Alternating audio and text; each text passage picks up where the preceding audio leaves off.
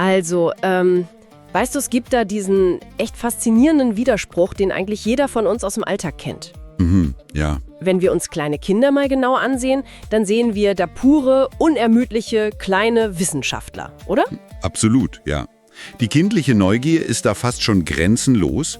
Kinder sind ja wie kleine Entdecker, die jeden Tag auf so einer ständigen Mission sind. Genau. Sie stellen ununterbrochen Fragen. Also sowas wie, warum ist der Himmel eigentlich blau? Oder wie genau kommt das Wasser da in den Wasserhahn? Ja, oder jede Pfütze ist auf einmal ein Ozean, den man untersuchen muss. Richtig. Und sie können wirklich stundenlang mit einem ganz simplen Magneten spielen. Sie wollen einfach verstehen, wie die Welt um sie herum so funktioniert. Das ist so, ja? Aber dann spulen wir mal ein paar Jahre vor. Wir schauen uns die jungen Erwachsenen an den Universitäten an und plötzlich meiden wahnsinnig viele genau diese Themen. Ja, leider. Physik, Chemie, Ingenieurwesen. Diese ganzen Fächer gelten auf einmal als viel zu schwer oder unglaublich trocken. Oder schlichtweg als völlig uninteressant. Exakt. Und da frage ich mich, was passiert da in der Zwischenzeit?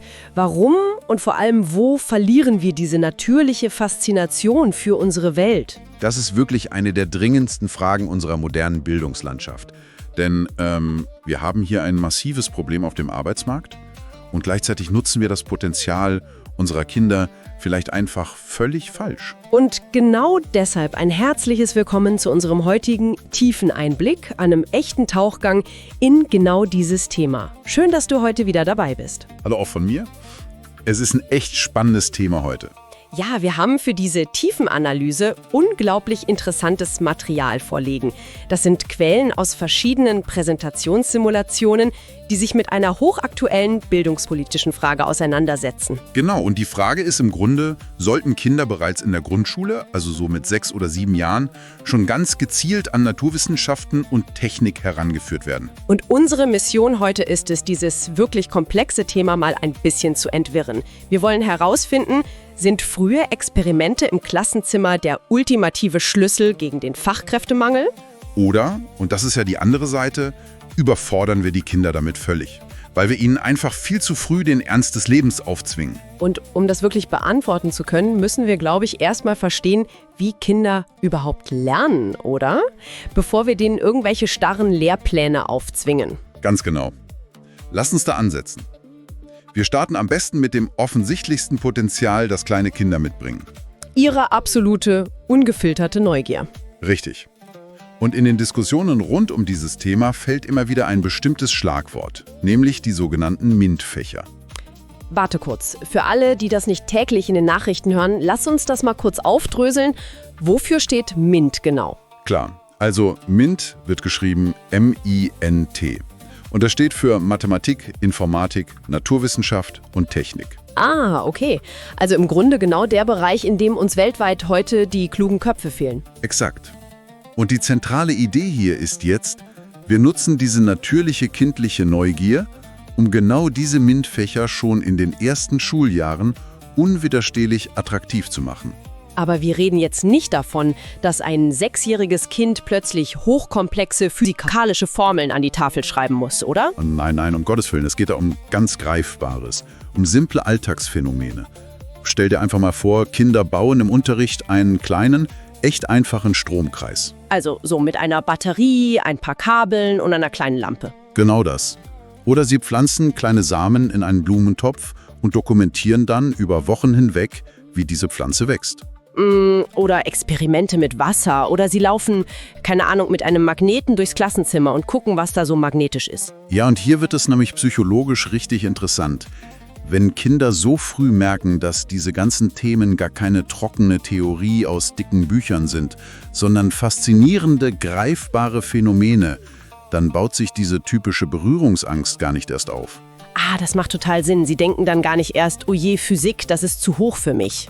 Richtig, sie denken einfach nur, wow, ich habe diese kleine Lampe zum Leuchten gebracht. Das ist eigentlich, weißt du, ich habe da sofort eine Analogie im Kopf. Das ist doch exakt wie beim Sprachenlernen. Wie meinst du das? Naja, wenn man als kleines Kind anfängt, eine neue Sprache zu lernen, dann macht man das ja völlig spielerisch. Man singt Lieder, man plappert einfach Wörter nach. Ja, stimmt. Ganz nebenbei durchs Zuhören. Und das Allerwichtigste, man hat überhaupt gar keine Angst davor, Fehler zu machen. Ein Kind stört es ja nicht, wenn ein Satz mal falsch klingt. Das ist ein echt starker Vergleich, weil es ist ja oft die pure Angst vor dem Scheitern, die uns später so blockiert. Genau. Wenn wir uns mal ansehen, wie eine neue Sprache oft erst so als Teenager in der Schule unterrichtet wird, also mit stundenlangem Pochen von Vokabellisten und so starren Regeln, dann wirkt das wie unüberwindbare Arbeit. Ja, und die ständige Angst, etwas falsch zu machen oder eine schlechte Note zu bekommen, blockiert dann den ganzen Lernprozess. Und exakt diese Blockade, diese Panik vor der trockenen Theorie, die sehen wir doch bei den Naturwissenschaften auch. Absolut. Wenn der allererste echte Kontakt mit Physik erst mit, sagen wir mal, 14 Jahren passiert und dann direkt aus abstrakten Formeln besteht. Dann ist die natürliche Faszination oft längst gestorben, ja? Wenn wir diese Angst also frühzeitig nehmen, dann schaffen wir ein Fundament fürs Leben. Wir etablieren dieses Gefühl von „Ich kann Probleme lösen". Und wenn wir das mal auf das ganz große Bild übertragen, bekämpfen wir genau so langfristig diesen globalen Fachkräftemangel. Richtig. Die Kinder, die heute völlig angstfrei mit Stromkreisen spielen, das sind dann die mutigen Ingenieure und Informatikerinnen von morgen. Das leuchtet absolut ein. Aber lass uns diesen Gedanken mal ein bisschen weiterspinnen. Weil da stoßen wir in den Quellen auf eine weitere, echt riesige Barriere. Du meinst die gesellschaftlichen Vorurteile? Genau. Es geht ja nicht nur um die Angst vor dem Fach an sich. Wenn diese frühen positiven Erfahrungen die Angst nehmen, können sie dann auch gesellschaftliche Stereotypen zerstören, bevor die sich überhaupt in den Köpfen festsetzen. Das führt uns direkt zu einem enorm wichtigen Punkt, nämlich dem Gender Gap, also der Geschlechterlücke. Ein extrem wichtiges Thema. In vielen technischen Studiengängen sind Frauen ja immer noch stark in der Unterzahl. Ja, das ist leider ein strukturelles Problem. Und die Idee aus unseren Quellen ist, dass wir dieses Problem buchstäblich an der Wurzel packen müssen. Das Faszinierende an der kindlichen Psychologie ist nämlich, dass in ganz jungen Jahren, also so bei Eintritt in die Grundschule, diese ganzen Klischees über typische Jungenthemen oder Mädchenthemen noch gar nicht existieren. Gott sei Dank, die Gesellschaft oder Werbung haben ihnen zu dem Zeitpunkt noch nicht komplett eingeredet, dass Bauen angeblich nur was für Jungs sei. Exakt. Und jetzt schauen wir uns mal an, was passiert, wenn Mädchen und Jungen in der Grundschule völlig gleichberechtigt zusammen experimentieren. Okay, was passiert dann? Naja, stell dir vor, sie lösen zusammen kleine Aufgaben, wie etwa eine stabile Brücke aus ungekochten Spaghetti zu bauen. Sie merken dabei hautnah, dass sie beide exakt gleich erfolgreich sind. Das ist quasi simple Psychologie? Ja. Die Kinder erleben eine enorme Selbstwirksamkeit, noch bevor irgendjemand ihnen vorschreiben kann, wofür sie sich interessieren sollen. Sie bauen also quasi so ein neuronales Schutzschild auf? Ganz genau, so kann man das nennen. Besonders Mädchen bauen von klein auf ein echt dauerhaftes inneres Selbstbewusstsein für diese technischen Themen auf. Sie haben dieses Erfolgserlebnis einfach abgespeichert. Sie wissen aus eigener Erfahrung, ich kann das. Richtig. Und dieses frühe Selbstbewusstsein wirkt später wie ein unsichtbarer Panzer gegen diese Stereotypen, die unweigerlich irgendwann aus den Medien oder dem Umfeld auf sie einprasseln werden. Klar, wenn dann später jemand ankommt und behauptet, Mathe sei nichts für Mädchen, dann haben sie die eigene Erfahrung, die das Gegenteil beweist. Exakt das. Okay, das klingt in der Theorie wirklich nach der perfekten Lösung für wahnsinnig viele Probleme. Aber ich muss hier mal kurz dazwischen grätschen und so ein bisschen den Teufelsadvokaten spielen. Gerne, mach mal. Ich bereite Sie still und leise auf den Arbeitsmarkt vor. Das ist ein berechtigter Einwand. Ich meine, ist das nicht ein bisschen extrem früh für so eine Karriereplanung? Wir wollen ja keine kleinen Arbeitsbienen züchten, nur weil der Industrie gerade die Ingenieure fehlen. Das ist ein Punkt, der oft kritisiert wird. Die Gefahr der Instrumentalisierung ist da, aber die Verfechter dieser frühen Bildung betonen immer wieder, dass es primär um Offenheit geht. Okay. Niemand will ein 6-jähriges Kind auf einen Beruf festnageln. Es geht vielmehr darum, zu verhindern, dass sich mentale Türen einfach schließen, bevor das Kind überhaupt die Chance hatte, mal durchzugehen. Man will sich also Optionen offen halten. Genau. Dass die Wirtschaft am Ende vielleicht davon profitiert, weil wir mehr IngenieurInnen haben, das ist ein toller Nebeneffekt. Aber im Zentrum steht wirklich die individuelle Freiheit, sich ohne Vorurteile entfalten zu können. Verstehe. Wir halten also Türen offen, anstatt die Kinder schon auf so eine Karriereleiter zu jagen. Das gefällt mir. Aber Und das ist ein wirklich gewaltiges Aber. Ich ahne, was kommt. Es ist echt leicht gefordert, dass Kinder spielerisch experimentieren sollen. Doch diese wunderschöne Theorie prallt jetzt ungebremst auf die harte Realität unseres Schulsystems. Oh ja. Und da warnen in den Quellen viele erfahrene Pädagogen massiv vor einer Entwicklung, die sie Akademisierung nennen. Lass uns das kurz klären für alle Zuhörer. Akademisierung bedeutet in dem Kontext was genau? Es bedeutet im Grunde, dass man befürchtet, abstrakte Methoden und Erwartungen, die eigentlich an eine Universität, also eine Akademie, gehören, immer weiter nach unten in die Grundschule zu drücken. Ah, okay. Also anstatt wirklich kindgerecht zu bleiben, macht man kleine Mini-Studenten aus denen. Genau das ist die Sorge. Und diese Kritiker argumentieren dann mit den absoluten Basisfähigkeiten unserer Gesellschaft, den sogenannten Kulturtechniken. Kulturtechniken, damit meinen wir Lesen, Schreiben und Rechnen, richtig? Das absolute Fundament? Exakt. Und das Argument ist simpel, aber echt berechtigt.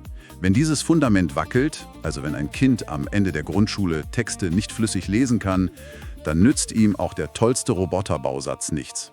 Das stimmt natürlich. Die Angst ist also, man überlädt die Kinder. Ja, man überlädt den ohnehin schon echt dichten Lehrplan mit immer neuen Fächern und verliert den Fokus auf das Wesentliche. Das kann zu einer totalen Überforderung führen. Da muss ich allerdings leicht widersprechen oder zumindest mal eine andere Perspektive einnehmen aus den Quellen. Schieß los. Wenn ich mir da so praktische Beispiele ansehe, wir sprechen hier von kinderleichten, bunten Programmier-Apps auf so einem Tablet oder vom Basteln einfacher kleiner Roboter aus Legosteinen. Ja, das ist populär. Für ein 7-jähriges Kind ist das doch reines Spielen. Es fühlt sich einfach an wie Basteln. Wie kann man da ernsthaft von einer Akademisierung oder Überlastung sprechen? Ein Lego-Roboter ist doch kein Uniseminar. Da hast du völlig recht. Aus der Perspektive des Kindes. Wenn es gut gemacht ist, ist es pures Spiel. Und damit berührst du eigentlich genau den wahren Kern des Problems, das in den Quellen angesprochen wird. Nämlich? Es sind in der Realität gar nicht zwingend die Kinder, die da überfordert sind. Sondern die Erwachsenen? Exakt. Es sind die Schulen und vor allem die Lehrkräfte selbst. Wir müssen uns einfach mal die Realität in vielen Klassenzimmern ansehen. Da fehlt es oft an den absolut grundlegendsten Dingen. Du meinst Ausstattung und so? Ja. Es gibt keine gut ausgestatteten Fachräume für Experimente. Es fehlt das Budget für Materialien, also für diese teuren Roboter oder Tablets. Und das allergrößte Nadelöhr, es fehlt an entsprechend ausgebildetem Personal. Das leuchtet ein. Ich stelle mir das gerade mal vor. Da steht eine ganz normale Grundschullehrerin vor 25 lauten Kindern. Die hat vielleicht Deutsch und Geschichte studiert. Die hatte selbst seit der 10. Klasse überhaupt kein Physik mehr. Und jetzt soll die auf einmal fundiert erklären, wie Elektromagnetismus funktioniert. Und genau da liegt die riesige Gefahr. Um Naturwissenschaften kindgerecht, spannend und vor allem sicher zu erklären, braucht man Lehrkräfte, die sich in der Materie echt absolut sicher fühlen. Klar, wenn der Lehrer selbst da ins Schwitzen gerät oder Angst vor dem Experiment hat. Oder den Kindern nicht schlüssig erklären kann, warum diese blöde Glühbirne beim besten Willen gerade einfach nicht leuchtet, dann überträgt sich diese Unsicherheit und Frustration doch sofort auf die Kinder. Die merken das ja sofort. Eben. Die klare Forderung vieler Experten in den Quellen lautet deshalb, bevor wir solche Lehrpläne von oben herab diktieren, brauchen wir massive Fortbildungen.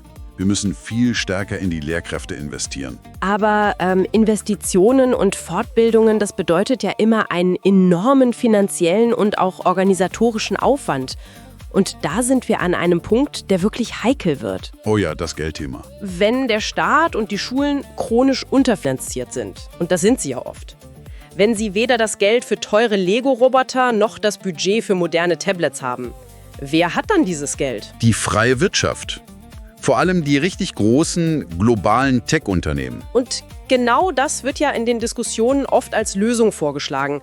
Große Konzerne könnten die Grundschulen doch einfach unterstützen. Ja, die könnten Hardware sponsern, Lizenzen verschenken oder sogar ihre eigenen Experten als Tutoren in die Klassen schicken. Aber das ist doch ein totales zweischneidiges Schwert, oder nicht? Die Quellen nennen das eine echte Gratwanderung, also quasi ein echt gefährlicher Balanceakt. Warum genau? Auf der einen Seite haben wir halt riesige Vorteile. Kooperationen und finanzielles Sponsoring können Schulen sofort helfen.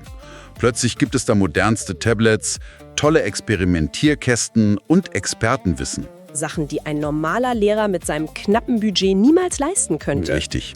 Das ist extrem verlockend für jede Schulleitung. Aber auf der anderen Seite riskieren wir echt den totalen Absturz, oder? Die große Gefahr ist doch diese kommerzielle Einflussnahme.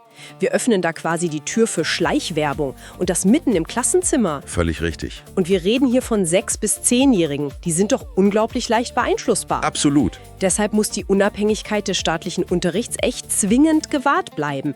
Es darf unter gar keinen Umständen passieren, dass ein Unternehmen plötzlich so ein bisschen den Lehrplan diktiert. Um das mal so richtig greifbar zu machen, weil ich finde das so wichtig. Das ist im Grunde so, als würde eine gigantische Fastfood-Kette hergehen und die Schulcafeteria komplett sponsern. Ja, und dann bieten die großzügig an, den Kindern im Unterricht alles über gesunde Ernährung beizubringen. Ein sehr scharfes, aber absolut treffendes Bild.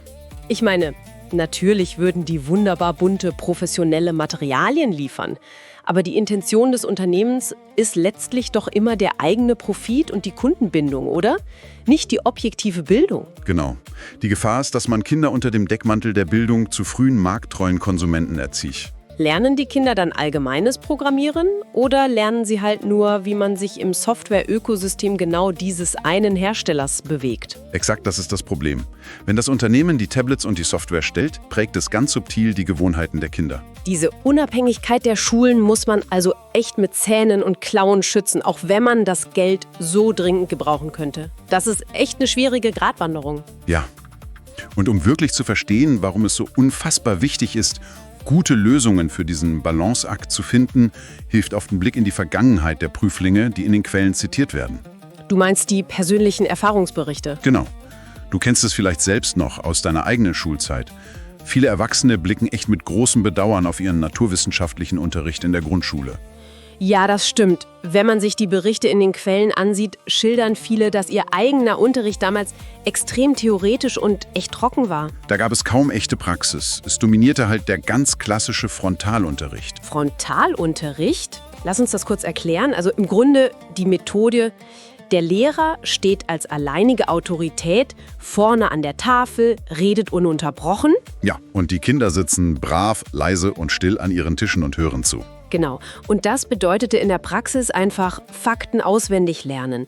Aus dicken Büchern, nur um sie für irgendeine Prüfung wiederzugeben. Und erst viel, viel später auf den weiterführenden Schulen durften sie dann, wenn sie echt Glück hatten, endlich mal echte Laborübungen machen. Das wird ja in den Berichten oft als gigantisches verschenktes Potenzial beschrieben. Viele sagen heute, hey, hätten wir damals schon echte biologische Phänomene draußen im Schulgarten erforscht? Genau, Käfer gesammelt oder Pflanzen beim Wachsen zugesehen. Dann hätte ich mich vielleicht viel früher für Biologie oder Medizin begeistert.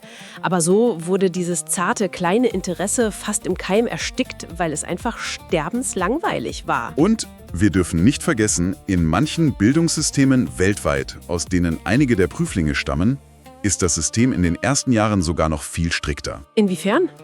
Da liegt der absolute Fokus am Anfang ausschließlich und rigoros auf dem Lesen und Schreiben.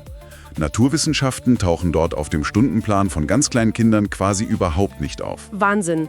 Das heißt, diese Kinder kommen erst Jahre später mit diesen Themen in Berührung. Ja, und oft genau dann, wenn diese Fenster der grenzenlosen spielerischen Begeisterung schon beginnen, sich langsam zu schließen. Wenn wir das jetzt alles mal zusammennehmen, dann wird echt kristallklar, warum so praktischer, greifbarer Unterricht einen so gewaltigen Unterschied macht. Absolut. Eigene Dinge ausprobieren, Fehler machen dürfen, Phänomene echt mit eigenen Augen beobachten, anstatt sie nur als Text zu lesen. Lernen muss einfach ohne diesen ständigen Leistungsdruck passieren. Keine Panik vor der nächsten schlechten Note, sondern einfach mal machen. Genau. Und das macht am Ende den entscheidenden Unterschied zwischen einem Kind, das später als Teenager Physik liebt, und einem, das es zutiefst hasst. Die kindliche Begeisterung und dieser Entdeckerdrang, die müssen einfach immer im Vordergrund stehen. Okay, das war jetzt echt viel Input. Lass uns das Ganze mal für dich zusammenziehen. Wir haben heute echt viele Facetten dieses hochkomplexen Themas beleuchtet. Fassen wir die wichtigsten Erkenntnisse unseres heutigen Tauchgangs noch einmal zusammen. Sehr gerne. Erstens, die frühe, spielerische Begegnung mit Naturwissenschaften und Technik in der Grundschule ist ein enormer Gewinn. Sie füttert einfach diese grenzenlose kindliche Neugier. Und sie hilft durch echte Erfolgserlebnisse, ganz aktiv dabei, schädliche Stereotypen abzubauen. Also gerade dieses Gender Gap bei Mädchen und Jungen, lange bevor die Gesellschaft diese Klischees überhaupt festsetzen kann. Genau. Aber, und das ist unser zweiter Punkt, dieses ganze schöne Konzept funktioniert in der harten Realität nur unter bestimmten Voraussetzungen. Richtig. Wir dürfen die Kinder keinesfalls mit trockener Theorie überfordern. Die Basis, also Lesen und Schreiben, die muss sitzen und alles Neue muss spielerisches Entdecken bleiben. Und vor allem müssen wir die Lehrkräfte massiv ausbilden und unterstützen. Wir müssen ihnen die Angst vor den Fächern nehmen, denn sie tragen letztlich die Verantwortung da im Klassenzimmer. Und drittens, unser Punkt zur Finanzierung. Wenn das staatliche Geld fehlt, ist das Sponsoring durch große Tech-Unternehmen zwar wahnsinnig verlockend, aber wir müssen echt aufpassen. Ja, wirtschaftliche Interessen und Schleichwerbung müssen wir extrem streng aus dem unabhängigen Klassenzimmer heraushalten. Wir wollen schließlich kritische Denker ausbilden und keine frühen Konsumenten. Das sind so die absoluten Kernpunkte dieser ganzen Debatte. Aber, weißt du, wenn wir all diese pädagogischen und wirtschaftlichen Ideen mal in unseren ganz normalen Alltag umdenken, möchte ich dir zum Schluss noch einen ganz anderen Gedanken mit auf den Weg geben. Oh, ich bin gespannt. Ein Gedanke zum Weiterdenken? Genau. Stell dir einfach mal vor, dieses ganze System klappt in Zukunft perfekt. Okay. Wenn wir unsere Kinder schon mit 6 Jahren systematisch im Klassenzimmer dazu erziehen, Naturgesetze hartnäckig zu hinterfragen, Dinge kritisch zu prüfen und handfeste Beweise für Phänomene zu fordern. Oh je, ich ahne, woraus das hinausläuft. Wie wird das eigentlich die Dynamik zu Hause am familiären Esstisch verändern? Was passiert denn, wenn die Eltern auf eine kritische, vielleicht ungemütliche Frage des Kindes einfach nur noch die alte Standardantwort geben? Das ist so, weil ich es sage. Oh wow. Ich glaube, die Kinder werden dann handfeste wissenschaftliche Beweise für diese elterliche Autorität fordern. Da kannst du aber von ausgehen. Das wird auf jeden Fall extrem anstrengend für die Eltern, aber vermutlich auf eine sehr, sehr gute und echt wichtige Art und Weise. Bewahrt euch auf jeden Fall eure eigene Neugier da draußen und hört wirklich niemals auf, Fragen zu stellen. Vielen Dank, dass du uns heute bei diesem tiefen Einblick begleitet hast. Bis zum nächsten Mal.